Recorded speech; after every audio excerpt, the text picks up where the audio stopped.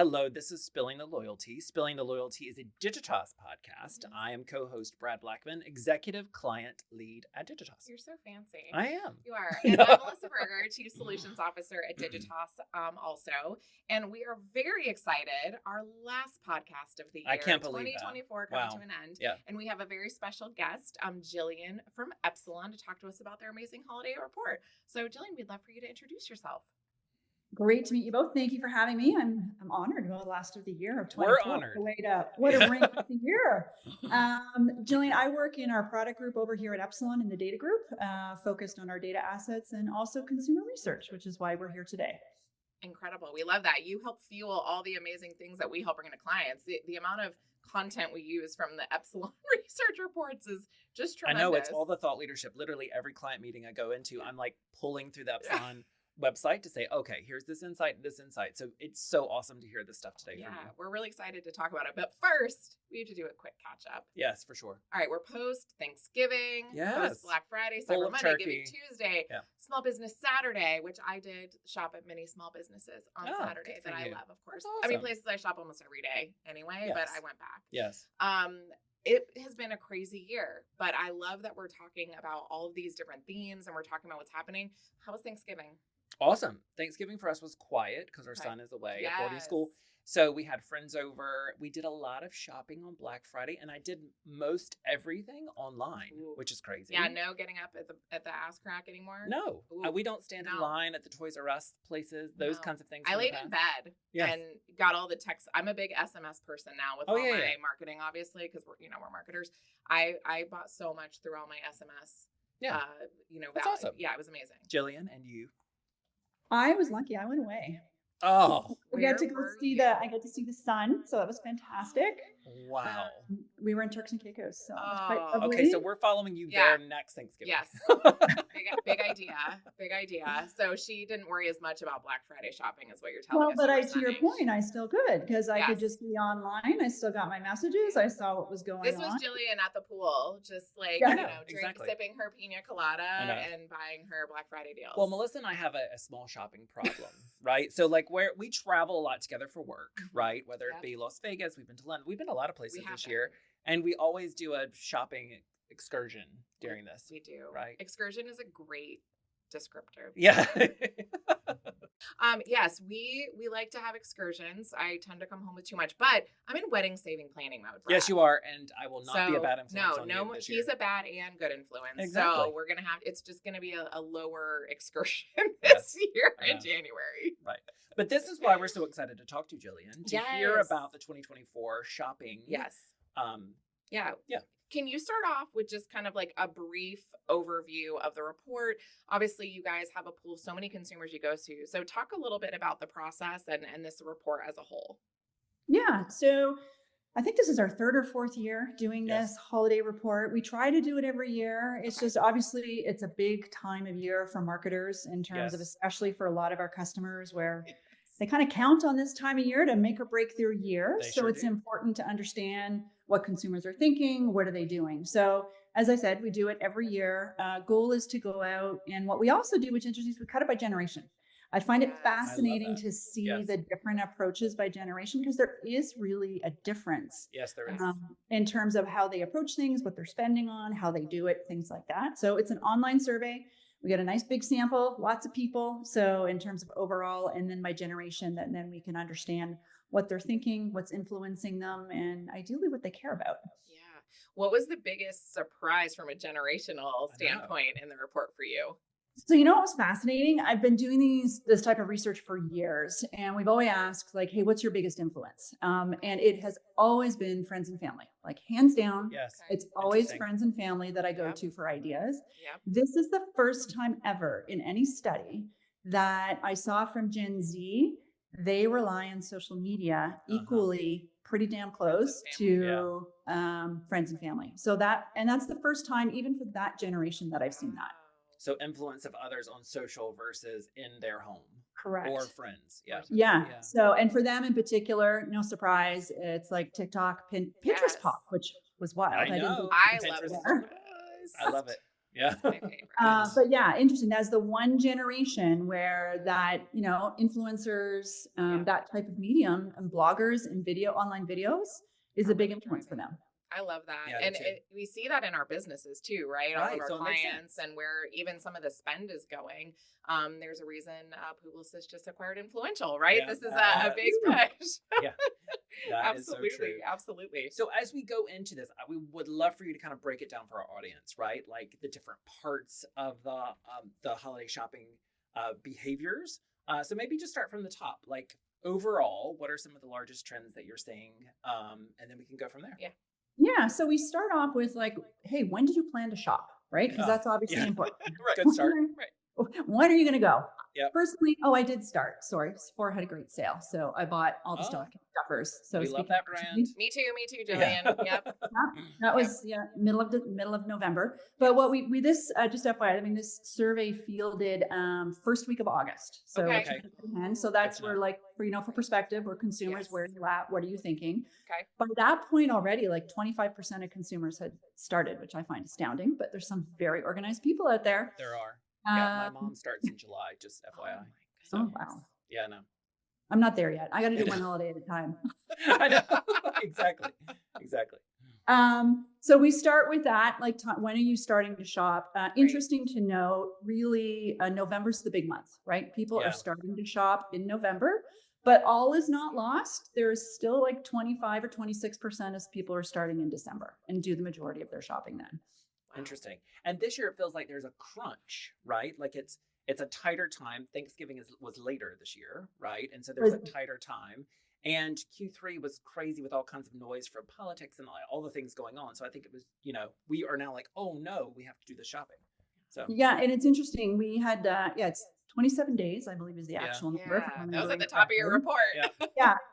It is the shortest time window possible between Thanksgiving and Christmas or Hanukkah. Both actually fall in pretty similar timing this year. Hello. I know.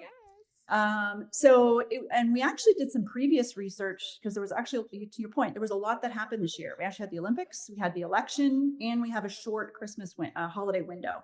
Yes.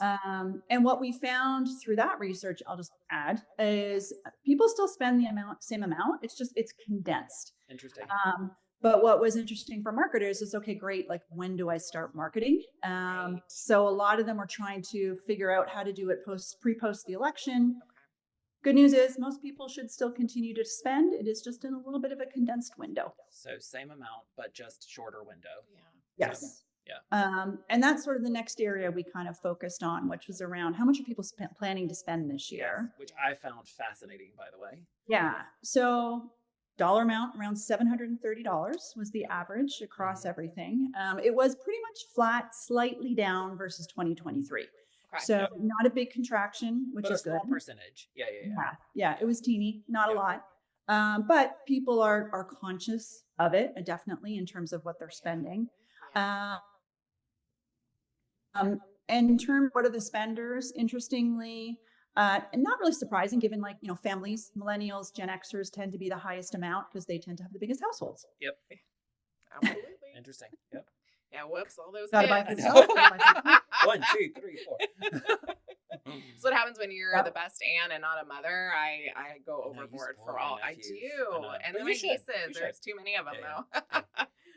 That's incredible. Okay, so basically the same amount, condensed time period. Interesting by generations. That's a really good tidbit to think about as we're marketing to those different generations, and truly that focus on Gen Z and millennials especially. Well, I love it because now that you've done it by segment or by audience, right, it'll allow us to go to our brands to say, actually, when you market, this is actually some of the things you should think about, right? Yeah. The time frames, the vehicles, the channels, all the things. So very interesting. Yeah. So that was really good. We asked some questions around budgeting. There is a fair amount who set a budget, interestingly, and actually more on the younger side, which I guess makes sense because you don't have as much money, right? You have a tighter financial position that you're in, so you got to manage your dollars. Yep. So that was just another piece too. And then kind of tied to that is we talk about, especially over the past couple of years, is inflation. Yes. Right? On everybody's mind, everything's gone up dramatically. So how do you manage those dollars? And there's a lot of people who said, yeah, I am cognizant of the increased cost, like 80% plus now are looking for deals and price discounts and ways to save money. Yeah, right. And this brings up what we were talking about a little bit earlier, Gillian, around this is a great time talking to LoyalTEA. Bringing it back to the T. Bringing it back to the T is really maximizing the programs you're a part of, right? We know that people are a part of tons of programs, don't always maximize all the benefits. So this is the great time for you to say, what are the programs I am in? What benefits do I have? What offers exist? And it isn't, again, just monetary. There's other free gifts with purchase. There's experiences. So this is a really great time to think about the benefits that you're getting and truly maximize the value of those loyalty programs. Yeah. And I think people join these programs, but they don't actually, to your point, understand all that they receive. That's exactly Some people are like, hey, I'm going to cash out my points to do gift cards from certain department stores. But then if you go deeper, you actually find that on certain days, to your point, you get a free gift or you get percentages off or you get different things that add to the experience overall for holiday. Yeah. So, well, great example. My sister, they're doing kind of a to me from me for themselves for Christmas. They want a new TV and they have two little ones. They spent so much at Target with Target Circle this year. The credit, the kind of, Target cash, unbelievable. So they are using that towards a new TV. And I'm like, that's brilliant. So that is truly a monetary benefit from a loyalty program that they've used all year. So going back to the shopping year round, that they're able to cash in and benefit for something for themselves, which I really love. So when she told me that this weekend, I said, that's amazing. LoyalTEA at its best. I know. I love it. Yeah. I love it. Well, and to build on that, when we did a back to school study back in the summer, same thing, right? That's a really expensive time of year for parents now. When you add the cost of, not you mentioned the clothing, the supplies, but technology is part of that now. Pretty much for every grade, which is for every grade. I know. Yeah. Your 4-year-old needs an iPad. You have to have all that stuff. Yeah. So one of the things we found from that study, which is the first time it had really popped for me as well, was as a way for consumers to save money, is they were looking at their loyalty points and their rewards to help offset some of that expense, which is quite significant in that time of year. Yeah, that's incredible. I love that. And I'm again a little surprised it didn't pop for holiday, but I think it's probably one of those where it's kind of a natural, but in holiday, you're so focused on all the people you have to buy for. I think it's us helping stop and even thinking about for our clients, reminding them to think about how they might message differently about the loyalty program and even some targeted communications around your points, because for a brand, you don't want to have a bunch of points on the books either. That's a different liability. So this is a great marketing strategy that brands should really think about doing some personalized comms against. Yeah, I agree. Yeah. Well, I know for me, personally, I've had 2 wins, like the Sephora VIP event. Yeah. Fantastic. And pulled me into buying everything I was going to buy in November. So good for them. Well done. And even Eddie Bauer, who I don't shop with it that often, but my husband loves their wool merino socks for some reason. They've reminded me of a gift, like a $15 card. So there's, again, different opportunities to get you back into a retailer as well to re-engage too. That's exactly right. I love that. I mean, we had several things online on Black Friday that when we purchased, it was come back in January for this percentage off. Yes. So they are driving you back in the cold months to kind of pull you back into the shopping experience. So you need those merino socks. I know. There was an entire section about charitable giving. And I'd like to kind of dive into that a little too, Gillian, some of the findings overall, because I think there's some insights there that can be applicable to all.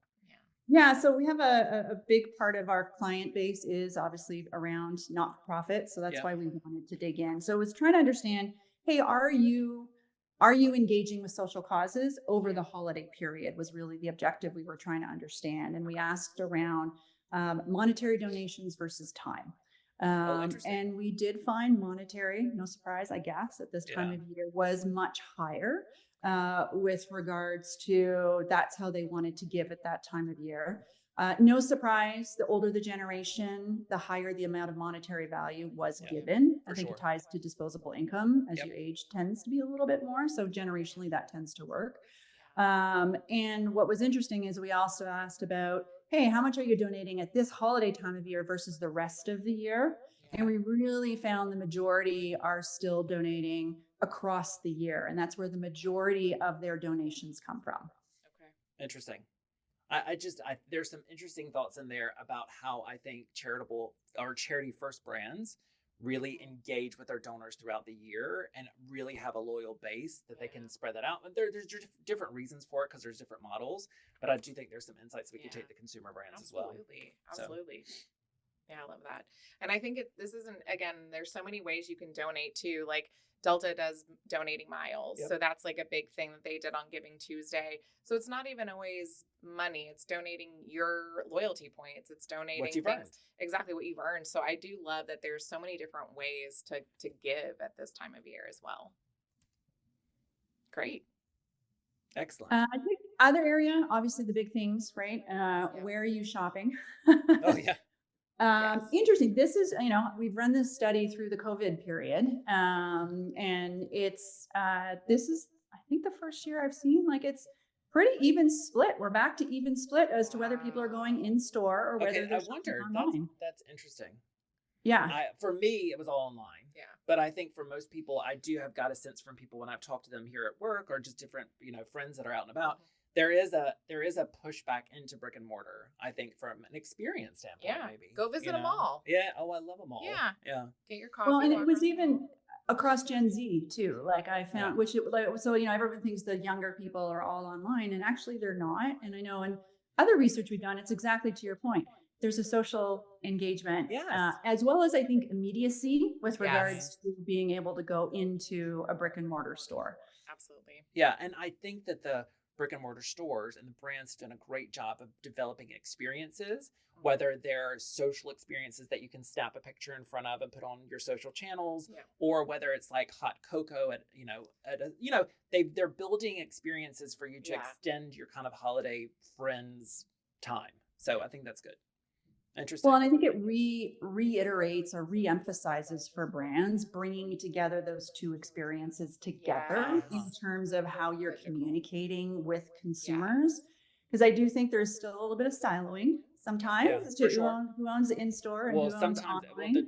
And sometimes it's two different P&Ls completely that are the same brand. But from a consumer perspective, you're still the same brand and I still want the same experience. So I think this just, again, reinforces to the brand side, make sure your two teams, if they are separate, are talking to each other because the consumer wants a unified experience. Right? Yes, it doesn't matter. Yeah, for sure. Well, and if you bought something online and you're going in store, you expect that store associate to have your information, especially if you're a part of a program, to know exactly what that experience was or what you bought previously. So you're exactly right, Gillian. This just shows even further how we need to have those networked experiences and connections for the consumer to make sure no matter where you're shopping, we're able to know you, understand you, predict you. And I think that's something that with a lot of the data Epsilon provides, we can do really, really, really well. But I think a lot of brands are still struggling with like connecting all those dots together. Yeah, for sure. And one other interesting call out, it seemed, we have a lot of clients who still run catalogs, and that did resonate still. There's like 30% of people who will still look at a catalog and I love a catalog. Yeah, I do. I mean, you get stacks of them during the holidays. Let's be clear, right? But there is something about sitting on the couch in the evening and just kind of like rummaging through them a little bit. Like I remember my son when he was little, he used to like dog ear the things and circle the things. And we would go through it and like that was the gifts that he would get, right? And I kind of think there's something that's so nice and lovely about that I do that as well. Like my wife and I will leave like things on the couch that have been dog-eared, but there's fun. There's fun in that. So I'm glad to hear that catalogs are, they're not out, they're in. There's a significant percentage we know it, still right? shop through. Direct mail and catalogs. They're not old. They're new again. Well, it's interesting. Like through this weekend, the amount of emails I have gotten. The one thing I would say, like, brands, please meter your emails. Stop. So email works, but but that's hard to break through. So I do think sometimes a hand delivered, like something that's coming to the home, can break through a little bit now because it's gone down from the past. Absolutely. Yeah, and it feels special. Well, it's funny you say that you used to do that with Berger because with my sister's two kids, I kept the Amazon catalog and the Lego catalog. And I did the same thing. I had them come circle. But the little one, he's 5 now, he kept like picking out things for either 3-year-olds or like 12-year-olds. And I'm like, buddy, we got to these pages. I was like, let me just, I don't think you're going to like that very much. So let's talk about it. But it was really fun because that's how I don't know what they want. That. I'm like, I get you the same stuff every year. So and it's hard for them to articulate it sometimes. Yeah. So seeing it and circling it is a whole experience. Yeah, my sister will appreciate the little one. He's like, oh, I really need that. I really need that, is what he says to me. Oh, the magic of the holidays. Yes. Very cool. So any final thing, Gillian, like from a high level perspective, or any final thought around the report from Epsilon? And then two things. One thing that popped for me is, and I've seen this with my kids too, is gifts of experience. I feel so many people are focused, like thinking, oh, this is just for retailers, it's just for clothes, it's just for this, it's just for that. But we had over 60% of people saying, I'd rather get an experience. And I've had that with my kids as well. So I think it shows the transcendence beyond traditional retailers for this holiday season. So travel, theater, like sporting occasions, there's just a lot of scope here that I think opens doors for different types of verticals and brands that they should be aware of.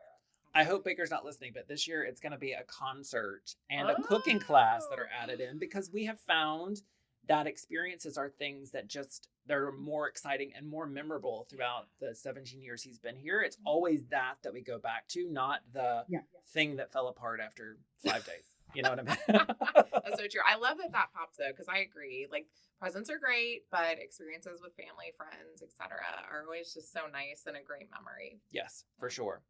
Well, Gillian, this has been awesome. We are so excited that you took time out of your day to be with us. If any of our listeners want to download the holiday shopping report from Epsilon, they can go to epsilon.com. There's also many other things. You've already highlighted the back to school research. We use this site all the time too for just research for us to go to clients. So we want to make sure that everyone's very clear that they can go there, because there's all kinds of great content that people can use. So yes. Well, thank you so much for having me. Pleasure. Happy holiday shopping. Don't spend too much money. Sounds like you guys could go crazy. Promise.